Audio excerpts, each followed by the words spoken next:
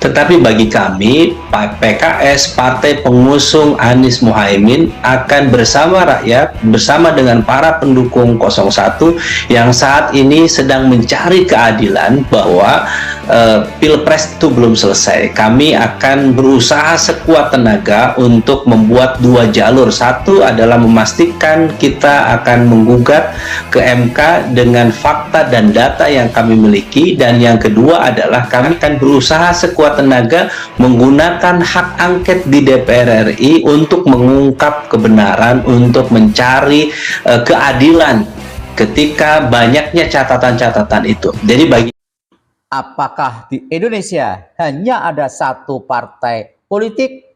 Mengapa cuma PKS yang bersama rakyat? Pemilu belum selesai, PKS siap menggulirkan hak angket dan melawan kecurangan melalui gugatan ke Mahkamah Konstitusi. Assalamualaikum warahmatullahi wabarakatuh. Bertemu kembali dengan Kang Zen di Indonesiana Radio. Para sobat, lagi-lagi PKS yang luar biasa. Sampai-sampai netizen banyak yang bertanya, apakah di Indonesia hanya ada satu partai? Mengapa demikian? Ya jelas, karena hanya PKS lagi menyuarakan suara rakyat. Lupakan partai-partai yang lain. Track record PKS selalu bersama rakyat. Termasuk undang-undang IKN yang sangat kontroversial, PKN menolak. Termasuk undang-undang daerah khusus Jakarta yang tak ada penting-pentingnya, nggak perlu-perlu banget. Juga PKS menolaknya. Dan yang luar biasa, ketika negara ini sudah dikuasai oleh rezim yang bobrok, rezim yang ingin agar anak Lurah Konoha bisa menang dalam Pilpres 2024, mereka melakukan kecurangan yang sangat brutal. Mereka melakukan pengerahan aparat-aparat negara.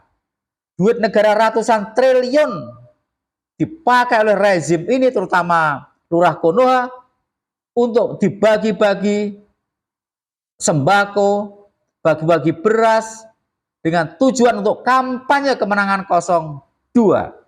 Luar biasa brutalnya, bukan?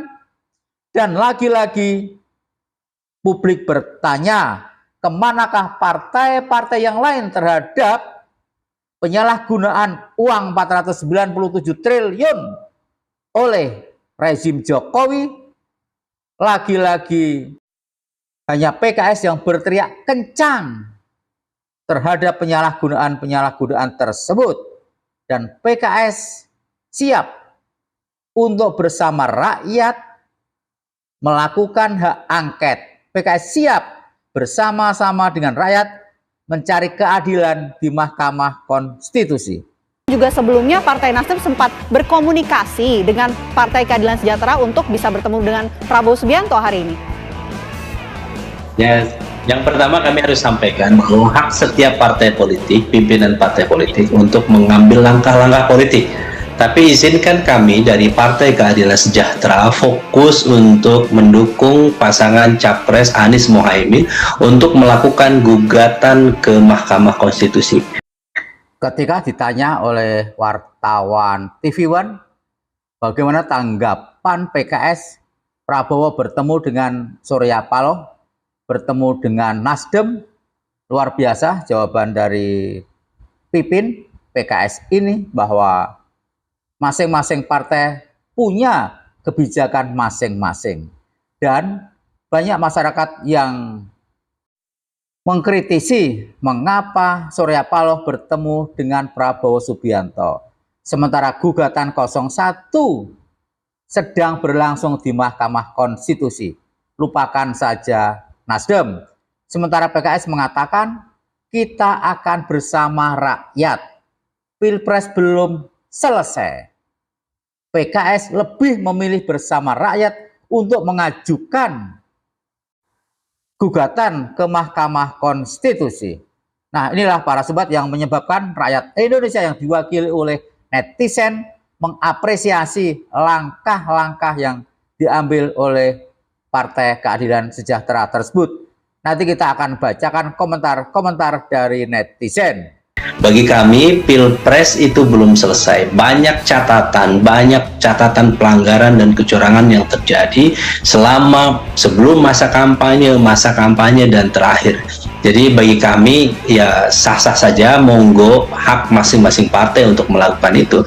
Tetapi bagi kami, PKS, partai pengusung Anies Muhaimin, akan bersama rakyat, bersama dengan para pendukung 01 yang saat ini sedang mencari keadilan bahwa Pilpres itu belum selesai. Biarkanlah PKS bersama rakyat, bersama pendukung 01 untuk mencari keadilan. Luar biasa para sobat, biarkanlah PKS bersama pendukung 01 untuk mencari keadilan. Ada dua jalur Mahkamah Konstitusi dan jalur hak angket. Pertanyaannya adalah, kemanakah Partai Nasdem? Woi Partai Nasdem, Pilpres belum selesai. Mengapa kau sudah bertemu dulu dengan Prabowo Subianto? Ya, sekali lagi, apakah di parlemen itu hanya ada satu partai? Kok cuma PKS yang bersama dengan rakyat? Bagaimana komentar-komentar dari rakyat yang terwakili melalui netizen? Komentar dari An-Nazu, alhamdulillah tidak sia-sia pilih PKS. Tim hukum Anies minta pemilu ulang tanpa Gibran. Admin setuju. Mudah-mudahan MK memutuskan pemilu ulang di Indonesia tanpa 02. Karena rezim ini telah memanfaatkan kekuasaannya, bahkan bansosnya, aparatnya untuk kemenangan 02. Kita baca dari Ras Askobar. Penetapan KPU atas hasil Pilpres belum menetapkan calon presiden terpilih, tapi baru menetapkan hasil perolehan suara. Calon presiden terpilih baru boleh ditetapkan oleh KPU setelah putusan MK kalau ada gugatan beserta yang lain. Benar. Dari Hamdan Yulfa, terlalu dini menyebut Prabowo Gibran sebagai calon presiden terpilih sebelum ada putusan MK. Lanjut para sobat, dari Mamai Mardianto, sampai saat ini gembar-gembor jargon perubahan yang dia gaungkan oleh pihak Nasdem hanya gimmick-gimmick doang. Ternyata sama hanya omon-omon, memanfaatkan seseorang dan pendukungnya. Jika konsisten, mana buktinya? Dari dulu gak percaya sama mereka. Dari Asuka, hanya PKS yang real wakil rakyat. Partai lainnya hanyalah sekumpulan makhluk-makhluk penderita star syndrome akut yang memilih mementingkan perutnya sendiri daripada rakyat. Dari Alang, hanya PKS, Partai Keadilan Sejahtera, tersisa menjadi harapan rakyat untuk memperjuangkan keadilan negeri ini. Kami berharap PKS terus mengawal Pak Anies sampai titik darah penghabisan. Tolong pegang teguh kepercayaan rakyat. Masya Allah para sobat. Semoga PKS tidak tergiur masuk pemerintah biar ada oposisi yang ngontrol rezim Konoha. PKS selalu begitu membela kepentingan rakyat, tapi giliran pemilu yang dicoblos partai lain. Alhamdulillah kita sekeluarga istiqomah pilih PKS. Mak jelek, bravo PKS, salam perubahan. Sebagian besar masyarakat yang diwakili netizen yang berkomentar mengapresiasi langkah PKS yang hanya mau bersama rakyat. PKS maunya bersama rakyat dengan mendukung hak angket, lalu bekerja keras melawan kecurangan melalui gugatan ke Mahkamah Konstitusi. Lupakan Partai Nasdem yang katanya ingin perubahan, tapi Pilpres belum dimenangkan oleh pasangan 02, kok sudah bertemu dengan Capres 02. Etika, woi. Bagaimana pendapat para sobat? Silahkan tulis di kolom komentar. Mohon maaf jika ada yang salah. Wassalamualaikum warahmatullahi wabarakatuh.